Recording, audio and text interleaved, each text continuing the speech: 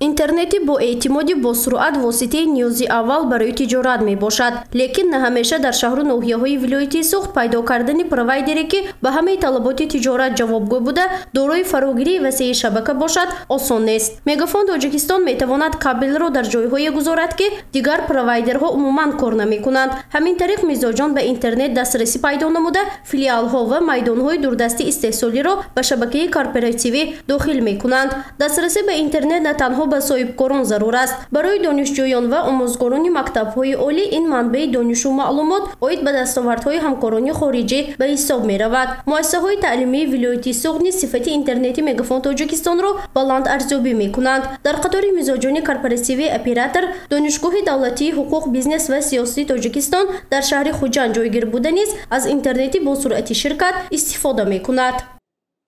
мо якчанд сол инҷониб интернети собити суратноки ширкати Мегафонро дар кор ва фаъолият, яъне дар самти таълим, илм ва тарбия самаранок истифода бурда истодаем. аммо ҳамкорӣ байни донишгоҳ бо ширкати Мегафон дар ин як пайваст намудани шабакаи интернет маҳдуд нашуд ва донишгоҳ бо ширкати Мегафон маҳз барои ташкил намудани озмоишгоҳи инноватсионӣ ва дар самти коромӯзии донишҷӯён як меморандум бастанд ки мин баъд донишҷӯёни мо имкон пайдо намуданд ки дар ширкати яке аз бонуфузтарини кишвар, яъне дар ширкати Мегафон коромӯзи худро дар он ҷо гузаронанд. ширкати инноватсии ояндасоз ки дар шаҳри Хуҷанд хизматрасонии фармоиши такси Максимро пешниҳод менамояд, алоқаи овозӣ ва рақами кӯтоҳро аз Мегафон Тоҷикистон истифода мебарад. Маркази тамос, кормандони идора ва инчунин ронандагон интернети операторро ба кор мебаранд. Телеком хизматрасониҳои босифат имкон медиҳад ки алоқа бо фармоишгарони такси дар ҳамаи шабакаҳо ва ҳамаи мизоҷон нигоҳ дошта шавад. дар тиҷорати мо интернети хуб ва алоқаи овозӣ ҳатмӣ мебошад.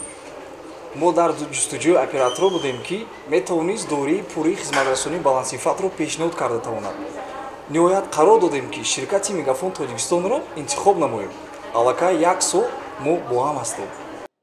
симкортҳои Мегафон дорои эътимодияти баланд буда ҳатто ҳангоми ҳароратҳои ғайриоддӣ фаъолият мекунанд ки барои корхонаҳои саноатӣ хеле муҳим аст. аллакай зарур нест ки шахсан ба нуқтаҳои махсус рафта ҳисобкунакҳои хадамоти манзили коммуналиро бисанҷед ё ба маконҳои истеҳсолоти хатарнок ҳозир шавед, зеро ширкат дилхоҳ хизматрасонии назорати доимиро аз ҷониби оператор пешниҳод мекунад.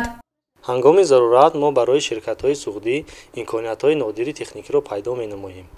масалан дар ҳудуди заводҳои зарнисор, зарафшон ва тибиа мо барои мизоҷон пойгоҳи баъзавиро насб намудем. сифати хизматрасониҳо ва сервис, имконияти дастрасикунии хизматрасонии зарурии рақамӣ дар ҳама ҷо, ҳатто дур аз шаҳрҳои бузург аст. ин аст дастоварде ки ба шарофати он мизоҷон моро интихоб менамоянд.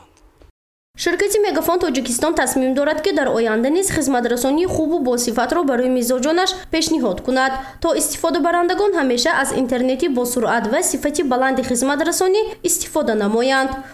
гузориши Фарзона Шамсиева, Наимҷон Аюбов барои барномаи Иттилоотсии Хабар.